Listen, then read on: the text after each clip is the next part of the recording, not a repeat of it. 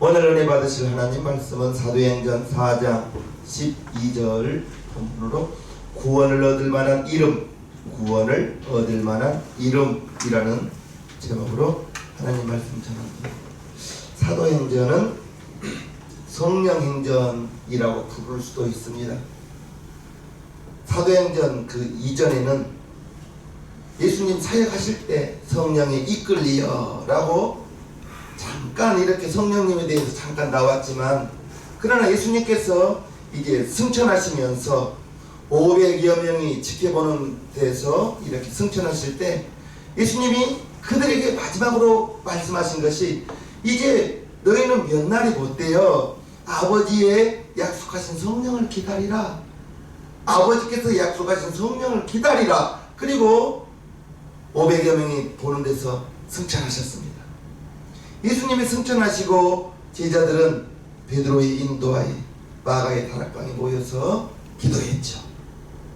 성령이 오시기를, 성령이 임하기를 사모하면서 사도행전 1장 14절에 보면 한마음이 되어 전혀 기도에 힘썼다고 말하고 있습니다. 그리고 이제 예수님이 승천하신 지 10일 만에 50절 마가의 다락방에 성령이 임했죠. 500여 명이 예수님으로부터 성령을 기다리라 그 말씀을 듣고 10일 후에 성령을 받은 사람은 120명이 성령을 받았습니다. 380명은 무슨 사연이 있든지 그 10일 동안에 떠나갔고, 남아있는 120명이 성령을 받고 그들에게 처음으로 나타나는 표적이 갈릴리 촌사람들이 외국어로 방언을 하기 시작하는 거예요. 그래서 어떤 애들은 술 취했다고 하고 조롱하기도 하고, 그런데 베드로가 아니다, 우리가 이렇게 방언을 하는 것은 성령이 취하여, 성령이 충만하여 방언을 하는 것이다. 그리고 120명을 통해서 초대교회가 탄생했습니다.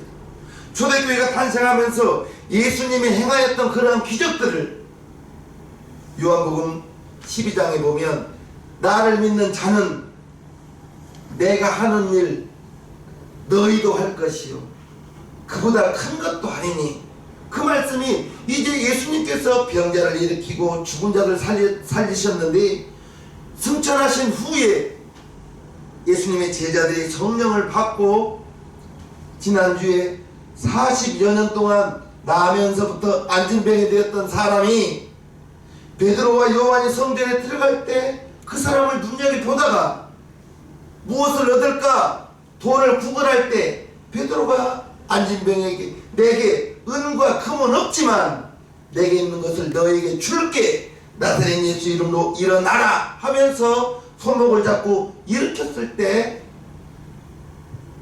40년 동안 앉아서 구걸하던 나면서부터 안진병이 되었던 그 사람이 걷고 뛰면서 하나님을 찬미하며 성전에 들어가는 역사가 있었습니다.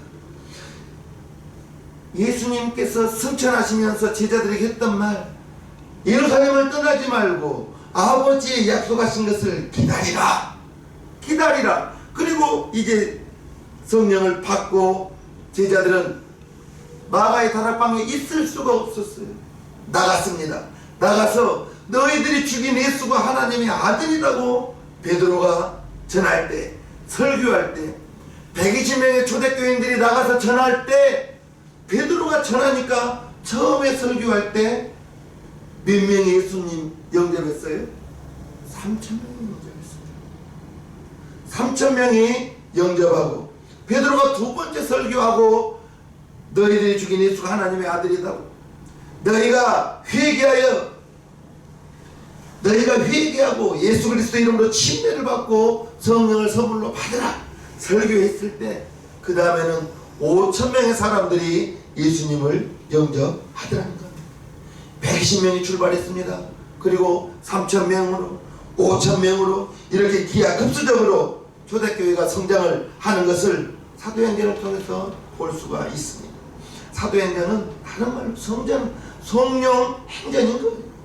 이렇게 교회가 성장했던 비결은 무엇보다도 성령 하나님이 제자들이 성령에 충만하고 120명의 제자들이 초대교인들이 성령에 충만하여 성령으로 충만하여 나가서 전할 때 그와 같은 교회 부흥의 역사가 있었던 것을 우리는 보았습니다. 성령의 임재 120명의 체험함 그 성령의 충만함을 그리고 처음으로 나타나는 것들 표적이 방언이라고 했습니다. 초대교회가 이처럼 부흥했던 것 성령 하나님이 함께 하시고 역사해 주셨고 그리고 또 다른 이유로는 하나님의 말씀을 들었습니다. 예수님께서 예루살렘 떠나지 말고 성령을 기다리라. 그 말씀을 듣고 들은 것으로 만족해서는 안 되죠. 예수님께서 성령을 기다리라 그 말을 붙들고 베드로와 제자들과 예수님의 어머니, 여자들, 어린아이까지 다 모여서 한마음으로 기도한 것입니다. 예수님의 말씀에 순종하면서 말씀을 들은 것이 문제가 아니라 말씀을 듣고 그 들은 말씀을 행하는 믿음. 그게 야고보서에서는 이제 행함이 없는 믿음은 죽은 믿음이라고 하잖아요. 우리가 아는 것이 문제가 아니라 듣고 알았던 그 말씀을 내가 실천하는 데까지 나아가는 믿음. 결심은 누구나 합니다. 그런데 그 결심을 끝까지 오늘도 하고 내일도 하고 다음 달에도 하고 내년에도 하고 계속 끊임없이 결심한 바를 끌고 나갈 수 있는 실천해 나갈 수 있는 믿음 그게 필요합니다. 하나님의 말씀을 베드로가 설교를 할 때 군중들이 그 설교를 들었고 3,000명, 5,000명이 예수님을 영접하기 시작합니다. 믿음은 말씀을 들을 때 믿음이 생긴다고 로마서 10장 17절에 그러므로 믿음은 들음에서 나며 들음은 그리스도의 말씀으로 말미암았느니라. 믿음은 들을 때 나는데 하나님의 말씀을 들으면 하나님의 믿음이 나오고 세상의 말을 들으면 세상의 믿음이 나옵니다. 그래서 우리는 들을 때 무엇을 듣느냐가 대단히 중요합니다. 하나님의 말씀을 귀를 활짝 열고 들어야 되는데 하나님의 말씀은 한쪽으로 들어와서 한쪽으로 속히 나가버리고 세상의 말은 귀를 활짝 열고 듣는다면 우리에게서 솟아나올 수 있는 믿음은 하나님의 믿음이 아니라 세상의 말을 귀를 활짝 열고 듣기 때문에 세상의 믿음만 나올 거예요. 하나님의 말씀이 귀를 활짝 여는 우리 신앙민교회 성도님 모두가 되기를 주님의 이름으로 축복합니다. 하나님의 말씀을 듣지 않으면 하나님의 믿음이 나오지 않아요. 하나님의 믿음이 자랄 수가 없는 거예요. 믿음은 말씀을 들을 때 생기는데 그 말씀을 듣기 위해서 예배에 빠져서는 안 돼요. 예배에 참석하지 못하면 이렇게 방송으로라도 들을 수 있고 설교를 들어야 믿음이 자라고 또 하나님의 말씀을 들을 수 있는 것은 여러분들이 성경을 읽을 때 하나님의 말씀을 듣습니다. 내가 눈으로 보는 것이 내 영혼이 양식되는 거예요. 하나님의 말씀은 성경을 읽고 설교를 들을 때 하나님의 말씀을 듣는다는 것을 기억하시면서 하나님의 믿음이 저와 여러분들에게 있어야 됩니다. 하나님의 말씀을 들어야 믿음이 성장한다는 사실을 꼭 기억하시기를 바랍니다. 이처럼 베드로가 설교해서 5,000명의 성도로 이렇게 예수님을 영접했는데 여기까지는 좋아요. 그런데 사도행전 4장을 시작하면서 문제가 생깁니다. 3절까지 사도들이 백성에게 말할 때에 제사장들과 성전 맡은 자와 사두개인들이 이르러 백성을 가르침과 예수를 들어 죽은 자 가운데서 부활하는 도 전함을 싫어하여 저희를 잡음에 제자들을 잡았습니다. 날이 이미 저문 고로 이튿날까지 가두었으나 무슨 말이죠? 사도들이 베드로가 안전병이 일어나는 그 사건을 설교하고 있을 때 말할 때 제사장과 성전 맡은 자들이 예수님의 말씀 전하는 것을 싫어했습니다. 도 전하는 것을, 부활하는, 예수님 부활하는 그러한 이야기하는 것을 싫어했어요. 초대교회에. 그리고 제자들을 이제 잡아다가 가두었습니다. 벌써 교회에, 사도들에게, 교인들에게 핍박이 시작되는 거예요. 고난의 바람이 불어오기 시작합니다. 사도행전을 자세히 읽어보면 이렇게 제자들과 초대교인들을 핍박한 사람이 누구예요? 제사장이. 성전 맡은 자들이, 제자들이 전하는 것을, 예수님의 이야기하는 것을 싫어했습니다. 도 전하는 것을 싫어했어요. 베드로의 설교를 듣기 싫은 제사장, 베드로의 설교를 듣기 싫은 성전 맡은 자들, 이 사람들이 반대하기 시작한 거예요. 이 본문을 통해서 우리가 알 수 있는 것은 초대교회의 방해 세력이 로마 군인이 아니에요. 성전 맡은 자, 대제사장들, 이들이 성전 맡은 자들이 제자들을 가두고 하나님 말씀 전하지 못하게 하고, 그 반대한 사람들 몇몇이 4절부터 5절부터 6절까지 나오는데요. 이튿날에 관원, 여기 관원이라는 것은 사내들의 공회원들입니다. 관원과 장로와 서기관들이 예루살렘에 모였는데 대제사장 안나스와 가야바와 요한과 알렉산더와 및 대제사장의 문중이 다 참여하여, 무슨 말이죠? 우리나라 국회의원이 우리나라 정치를 하는 것처럼 이스라엘은 이제 사내들인 공회원 70여 명이 이스라엘을 정치합니다. 통치합니다. 그 사내들인 공회원을 통해서 여러 가지 문제를 해결하고 처리하는데, 지금 반대하는, 하나님의 말씀을 전하는 베드로, 초대교인들, 반대하는 사람들이 관원, 사내들인 공회원들, 서기관들, 장로들이 모여서 반대하더라는 거예요. 이 반대하는 이 사람들이 예수님을 죽인 자들입니다. 예수님을 죽인 자들이에요. 이들이 자신의 자리, 그 공회원이라는 그 자리를 이용해서, 우리나라 국회의원이 얼마나 많은 혜택과 권세가 있습니까? 이때도 마찬가지인 거예요. 이 사람들도 로마의 통치하에 있지만 사내들인 공회원, 이 사람들은 어마어마한 권세가 있기 때문에 자기들의 부를 축적하는 데에는 전혀 부족함이 없었습니다. 비록 로마의 지배를 받았지만 그들은 살아가는 데 전혀 불편함이 없었다는 거예요.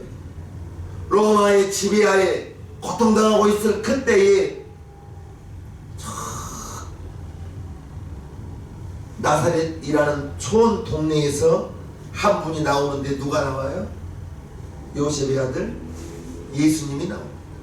그 예수님께서 등장하셔서 당시의 종교 지도자들과 서기관들과 바리새인들, 장로들과 또 그들과는 다른 일들을 하기 시작하는 거예요.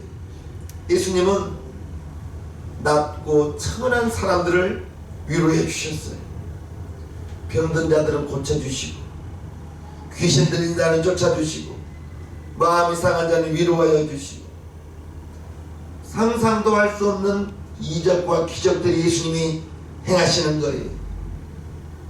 거친 파도가 불어올 때에는 고요하라, 잔잔하라 명령하니 즉시 바다도 순종하고요.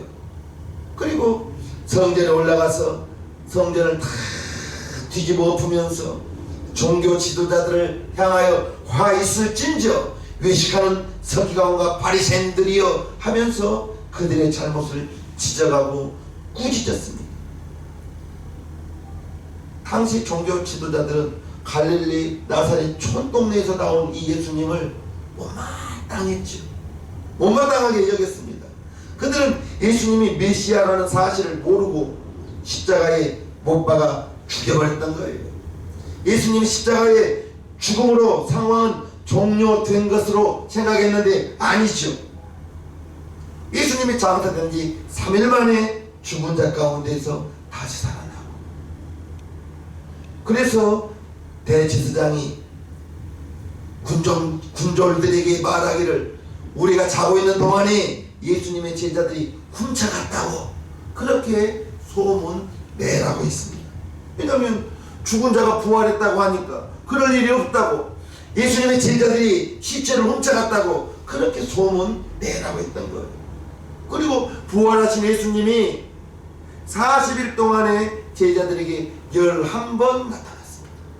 11번 나타나서 제자들을 위로해주고 또 이제 이적들을 행하고, 그리고 40일 후에는 500여 명이 보는 데서 하늘로 들려 올라가셨습니다.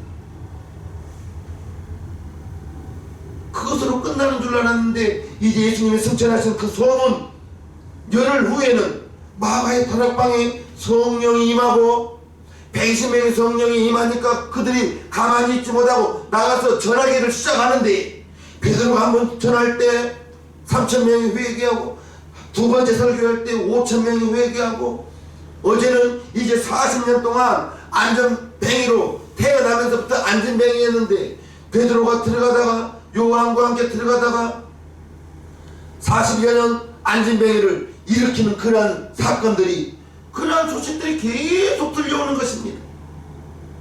그 사건으로 베드로가 설교했을 때 그날 5,000명이 회개하고 예수님을 믿었다는 것입니다. 예수님을 죽인 그들, 종교 지도자들, 공회원, 대제사장, 장로들, 이들에게는 예수님의 부활의 소식이 달갑지가 않은 거예요. 큰 문제가 생긴 거예요. 왜냐하면 그들은 예수님을 죽였는데 죽인 이유가 하나님을 모독하는 망령되다고 여기면서 하나님의 아들이라고 예수님이 말했거든. 내가 하나님의 아들이라고. 그러니까 요셉의 아들인 걸 잘 알고 있는 사람들이, 유대인들이 네가 요셉의 아들인데 무슨 하나님의 아들이냐, 망령되다 하면서 참나마다 하면서 마땅히 죽어야 될 자라고 여기면서 예수를 죽였는데, 그 자기들이 죽인 예수가 부활하고 부활했다는 그 사실도 자신들이 주장했던 것과 맞지 않기 때문에 입장이 곤란했던 것입니다.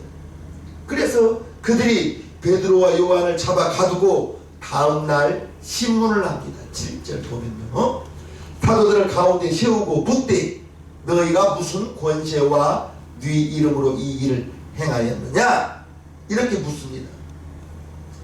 이 말씀을 우리가 한번 살펴보면 언젠가는 한번 이 말씀을 예수님에게도 했어요. 마태복음 21장에 보면 예수께서 성전에 들어가 가르치실세 대제사장과 백성의 장로들이 나와 가로되 네가 무슨 권세로 이런 일을 하느뇨, 또 누가 이 권세를 주었느뇨. 예수님이 성전에서 가르칠 때, 말씀을 전할 때 장로들, 대제사장들이 와서 네가 왜 여기서 설교하느냐, 말씀을 전하느냐, 이렇게 시비를 걸고 있는 것입니다.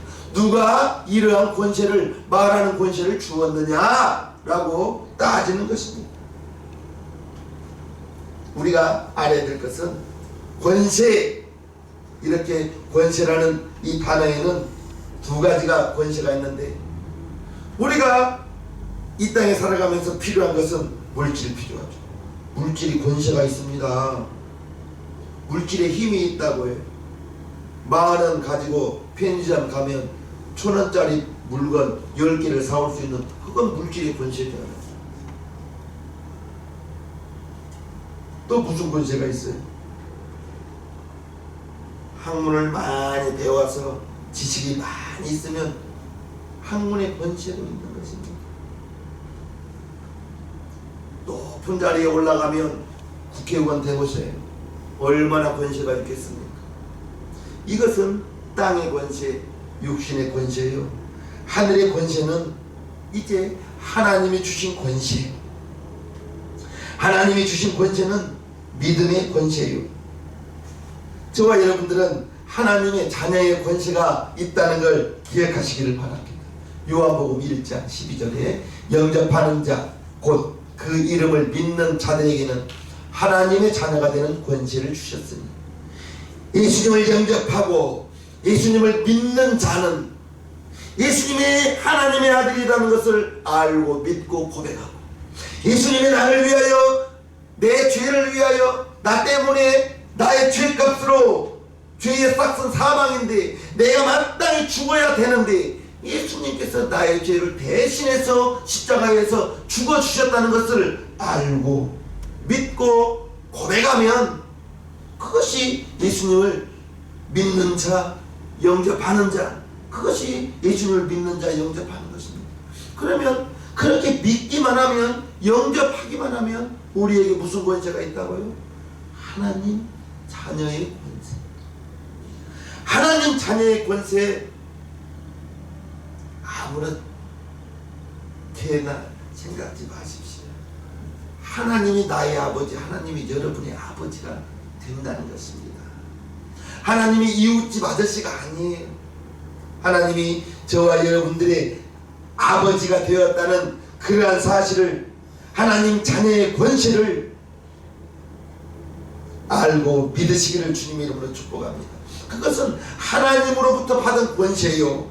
이제 예수님을 믿음으로 성령이 우리 안에, 여러분 안에 오면서, 성령이 임하면서 우리에게 주신 하나님 자녀의 권세라는 사실, 베드로가 하나님께 받은 그 권세, 예수의 이름으로 일어나라 했을 때 예수의 이름을 사용하여 안진뱅이를 일으키니까 40년 동안 나면서부터 안진뱅이였던 그 자가, 내게 있는 것을 너에게 줄게, 나는 은과 금은 없어, 그러나 내게 있는 걸 너에게 줄 테니 나사렛 예수 이름으로 일어나라. 베드로가 가지고 있는 것은 하나님 자녀의 권세로 예수의 이름을 사용하여 안진뱅이를 일으켰다는 그 사실. 당시 종교 지도자들은 땅의 권세를 말하고 있는데, 성경은 우리 구약인데 너희가 어찌하여 하나님의 말씀을 전하느냐, 이렇게 묻고 있는 것입니다.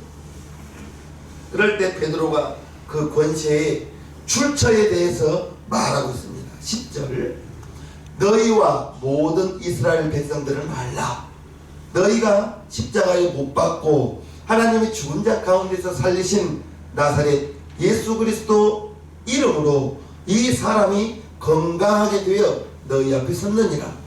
이 예수는 너희 건축자들의 버린 돌로서 진 모퉁이의 머릿돌이 되었느니라. 다른 이로서는 구원을 얻을 수 없나니 천하인간의 구원을 얻을 만한 다른 이름을 우리에게 주신 일이 없음이니라 하였더라. 이 기적이 너희가 죽인 나사렛 예수 그리스도 이름으로 이와 같은 일을 행하였다고 지금 설명하고 있는 것입니다. 너희가 죽인 나사렛 예수가 하나님의 아들로, 하나님께서 죽은 자 가운데서 살리시고 그 살리신 나사렛 예수 이름으로 내가 이처럼 안진뱅이를 일으켰다고 지금 설명하고 있는 거예요. 그러면서 이 예수는 너희 건축자들이 버린 돌로서, 이 말씀이 시편 118편을 베드로가 인용하면서 하는 거예요. 건축자들의 버린 돌이 지금 모퉁이의 머릿돌이 되었나니. 베드로가 시편 118편 22절 이 말씀을 알면서 지금 너희가 죽인 예수가 건축자들의 버린 돌로서 그 예수가 하나님의 아들이었다고 말하고 있는 것입니다. 너희가 쓸모없다고 죽인 예수님이 살아나셔서 이와 같은 일을 행하였다고 말하고 있는 것입니다. 그리고 12절, 다른 이로서는 구원을 얻을 수 없나니 천하인간의 구원을 얻을 만한 다른 이름을 우리에게 주신 일이 없음이니라 하였다. 우리가 구원받을 수 있는 것 오직 나사렛 예수 그리스도 그 이름으로만 구원을 받을 수 있다는 것을 믿으시기를 바랍니다. 다른 분이 아니에요. 나사렛에서 태어나신 예수 그분으로만. 그래서 예수님께서 나를 통하지 않고는 아버지께로 올 자가 없다고 했는데, 종교 다원주의로 이제 불교에도 구원이 있다고 하고 마호메트에도 이제 회교에도 구원이 있다고 하고, 구원의 방법은 다르지만 목적은 천국 가는 것 같이 똑같다고 이렇게 말하고 있는데 아닙니다. 오직 예수님 한 분으로만 구원을 받을 수 있다는 사실을 믿으시기를 바랍니다. 예수님께서 우리의 죄를 씻어주지 않으면 우리가 아버지께로 나아갈 길이 없는 거예요. 석가모니 사람입니다. 마호메트 사람입니다. 사람이 어떻게 사람을 구원할 수가 있습니까? 자기 자신도 어떻게 해보지 못하는데. 예수 외에는 구원의 길이 전혀 없다는 것을 꼭 기억하시고요. 우리가 믿는 예수님은 하나님의 아들이요, 또한 그분이 성자 예수님, 그분이 하나님이신 거예요. 이게 유대인들이 망령되다, 참담하다 했던 것입니다. 네가 어떻게 사람이면서 하나님의 아들이라고 말하느냐. 네가 어려서부터 자라나는 것을 우리가 다 아는데 너희 형제들이, 동생들이 우리와 같이 살고 있는데 어찌하여 네가 하나님의 아들이냐, 이렇게 말하면서 하나님을 모욕된다 하면서 예수님을 죽이셨던 것입니다. 하나님이 사람이 되어서 육신의 몸으로 이 땅에 오신 것, 요한복음에는 말씀이 육신이 되어 우리 가운데 거하심에 우리가 그 영광을 보니 라고 요한복음 1장에 말하고 있습니다. 말씀이셨던 그분이, 아버지 품속에 있던 그분이, 아버지께서 품속에 계신 그분을 끄집어내서 육신으로, 어린아이로, 갓난아이로 동정녀 마리아에게 나게 하시고, 예수님은 육신으로 이 땅에 오셨죠. 그리고 33년을 사시고 돌아가셨습니다. 베드로가 이처럼 대답을 하니 공회원들은 깜짝 놀랍니다. 13절과 14절을 보면요, 저희가 베드로와 요한이 기탄없이 담대히 말함을 보고 그 본래 학문 없는 범인으로 알았다가 이상히 여기며 또 그 전에 예수와 함께 있던 줄도 알고 또 병 나은 사람이 그들과 함께 섰는 것을 보고 힐난할 말이 없는지라. 산헤드린 공회원, 대제사장, 장로들이 깜짝 놀란 거예요. 베드로와 요한, 이들은 어부였어요. 어부였는데 베드로와 요한이 기탄 없이 망설이지 않고 담대히 말하는 것을 보고 깜짝 놀란 거예요. 이 사람들이 무식한 사람인 줄 알았는데, 학문이 없는 사람인 줄 알았는데, 시편 118편 22절 너희가 죽인 예수가 건축자들이 버린 돌이다 하면서 말씀을 인용하면서 말 전하는 것을 보고 깜짝 놀란 것입니다. 학문이 없는 범인으로 알았다가 평범한 사람인 줄 알았는데, 정말 무식한 어부인 줄 알았는데 성경을 인용하면서 설교하니까 깜짝 놀란 것이죠. 그리고 병 나은 사람, 나면서부터 안진뱅이가 제자들과 함께 있는 것을 보고 힐난할 말이, 흉볼 것이 없었던 것입니다. 산헤드린 공회원은 고민하지 않을 수가 없는 것입니다. 15절부터 18절까지요. 명하여 공회에서 나가라 하고 서로 의논하여 가로되 이 사람들을 어떻게 할꼬, 저희로 인하여 유명한 표적 나타난 것이 예루살렘에 사는 모든 사람에게 알려졌으니 우리도 부인할 수 없는지, 이것이 민간에 더 퍼지지 못하게 저희를 위협하여 이후에는 이 이름으로 아무 사람에게도 말하지 말게 하자 하고 그들을 불러 경계하여 도무지 예수의 이름으로 말하지도 말고 가르치지도 말라 하니, 즉 이제 예수의 이름으로 말하지 말라, 예수 이름으로 가르치지 말라, 이와 같은 행 하지 말라, 이렇게 말하고 있습니다. 그럴 때 베드로가 18절 그들을 불러 경계하여 도무지 예수의 이름으로 말하지 말고 가르치지도 말라 하니, 이때 베드로와 요한이 19절 20절 보면 베드로와 요한이 대답하여 가로되 하나님 앞에서 너희 말 듣는 것이 하나님 말씀 듣는 것보다 옳은가 판단하라. 우리는 보고 들은 것을 말하지 아니할 수 없다 하니, 권세 있는 사람들이, 국회의원 같은 사람들이 베드로와 요한 제자들을 불러다가 다시는 예수 이름으로 말하지도 말고 가르치지도 말라고 하니까 베드로가 뭐라 해요? 하나님 앞에서 너희 말 듣는 것보다 하나님 말씀 듣는 것이 더 옳다 하면서 우리는 보고 들은 것을 말하지 아니할 수 없다. 너희가 하지 말라지만 우리는 안 할 수가 없다는 것입니다. 베드로가 지금 공회원 앞에서, 대제사장 앞에서 담대하게 그들의 의견에 반대 말을 하고 있는 것입니다. 놀랄 수밖에 없는 것은 베드로가 원래 어떤 사람이었어요. 업으로서 성질 급한 베드로였습니다. 예수님 정말 베드로, 야고보, 요한은 예수님께서 특별히 12 제자 중에서도 특별히 아낀 제자들이었습니다. 베드로, 성질 급한 그 베드로, 큰 칼을 차고 다니면서 예수님 겟세마네 동산에서 잡으러 왔을 때 누가 우리 예수님 잡으러 왔냐고 제사장의 종 말고의 귀를 잘랐던 사람이 베드로입니다.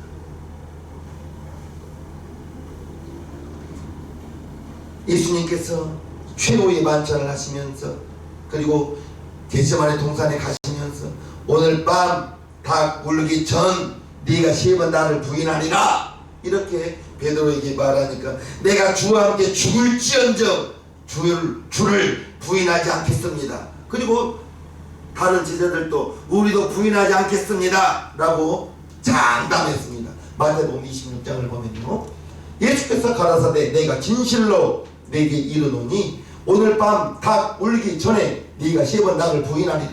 베드로가 가로되 내가 주와 함께 죽을지언정 주를 부인하지 않겠나이다 하고 모든 제자도 이와 같이 말한 베드로뿐 아니라 다른 제자들도 우리가 주를 부인하지 않겠나이다 이렇게 말했던 것입니다. 그런데 그날 새벽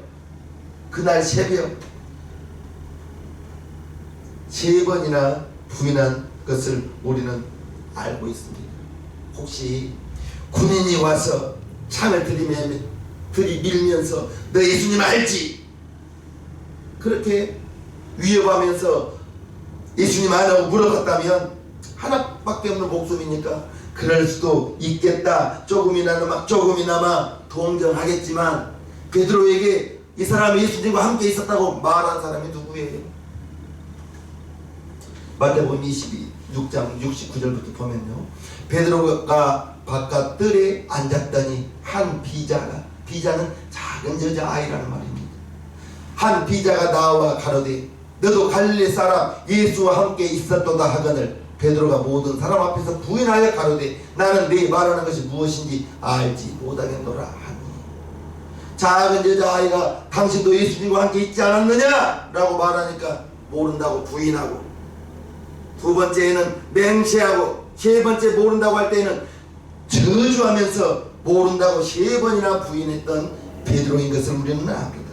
이렇게 3번이나 부인했던 비겁한 베드로가 19절과 20절 무엇라 해요? 베드로와 요한이 대답하여 가로되 하나님 앞에서 너희 말 듣는 것이 하나님 말씀 듣는 것보다 옳은가 판단하라. 우리는 보고 들은 것을 말하지 아니할 수 없다. 베드로는 분명히 보고 들었습니다. 예수님 부활하신 것을, 예수님께서 부활하시고 제자들과 함께 40일 동안 11번 나타나시면서 행하였던 그러한 것들을 보고 들은 것을 말하지 않을 수 없다 이렇게 말하는 베드로를 보는 것입니다. 이렇게 3번이나 부인했던 베드로가 이처럼 말할 수 있는 것은 성령이 충만해서인 것입니다. 성령이 충만하니까 예수님 부인했던 그 베드로가 그렇게 위협하고 옥에 갇히면서까지도 예수님 전하지 못하게 하니까 우리는 그렇게 할 수가 없다. 아무리 겁이 많던 베드로도, 겁이 많은 사람도 성령으로 충만하니까 담대한 사람이 되었던 것입니다. 지금 베드로와 요한, 지금 우리가 하나님의 사람인데 우리가 하나님의 말씀을 듣겠냐, 너희들의 말을 듣고 너희들의 말에 순종하겠느냐 이렇게 말하고 있는 것입니다. 우리가 보고 들은 것을 말하지 아니할 수 없다. 저와 여러분도 여러분들이 보고 들은 것, 여러분들이 하나님의 자녀가 되었다면 하나님의 자녀된 사실을 믿지 않는 사람에게 말할 수 있어야 되는 것입니다. 여러분들이 성경을 보고 성경을 알고 설교를 들어서 여러분들이 하나님의 자녀인 사실을 알잖아요. 그러면 우리도 말해야 된다는 것입니다. 사내들의 공회회가 이제 체포하고 신문하고 협박까지 하지만 그들에게 돌아온 것은 아무것도 없었습니다. 사도들에게 고난이 임했지만 고난 중에서도 하나님의 영광을 보았던 것입니다. 저와 여러분들에게도 이러한 역사가 있기를 주님 이름으로 축복합니다. 부활하신 예수님이 내 죄를 담당해 줬다. 예수님이 죽으신 것은 나의 죄를 담당하기 위해서라고. 예수님이 죽으심으로 내 죄가 다 용서받았다고. 그리하여 나는 하나님의 자녀가 되었다고. 이처럼 말할 수 있는 저와 여러분들에게 주님의 이름으로 축복합니다. 그 살아계신 예수님, 우리가 예수님의 증인되고 예수님의 증인의 삶을 사는 것이 예수님께서 우리에게 하신 명령이요, 우리는 그 명령에 순종해야 된다는 것을 기억하시면서 담대히 예수님을 말하고 증거하는 저와 여러분 되기를 주님 이름으로 축복합니다. 찬송가 내 구주 예수를 더욱 사랑 찬송하겠습니다.